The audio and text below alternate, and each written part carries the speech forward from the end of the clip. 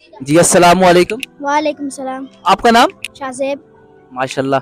और कौन सी क्लास में पढ़ते हैं आप? 7th क्लास में। अच्छा। तो आप सबसे पहले ये बताएं हमारा दीन कौन सा है? इस्लाम। और दीन इस्लाम के कितने अरकान हैं? कान 5। नाम बता सकते हैं आप? जी। बोले। नमाज, रोज़ा, ज़कात, हज। और वो कौन से ऐसा फर्ज अमल है जो दिखा के करना चाहिए? नमाज। नहीं, नमाज तो जाते वक्त दावत देनी चाहिए ना, वो कौन सा ऐसा फर्ज अमल है जो दिखा के करना चाहिए?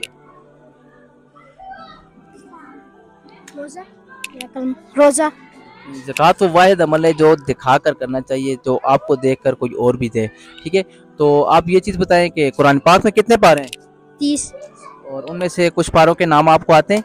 जी। अच्छा, बोले। अलिफ लाम मीम सयकूलू लन तनल्लू बस इतनी है। ठीक है, ओके, माशाल्लाह, फिर भी बहुत अच्छी बात। चलें, एक दो नाम आने चाहिए, वैसे 30 आने चाहिए, लेकिन चलें, बच्चे हैं इंशाल्लाह, जैसे पढ़ेंगे इंशाल्लाह इनको इन चीज़ों के नाम भी आएंगे। और आप ये बता सकते हैं गुस्ल के कितने फ़राइज़ हैं? 4। वो तो वज़ू के 4 फ़राइज़ हैं। 3। कौन कौन से? कुल्ली करना, नाक में पानी डालना, पूरे पूरे जिस्म को धोना। माशाल्लाह, बहुत अच्छे जवाब। और वज़ू के कितने फ़राइज़ हैं? 4। और कौन कौन से?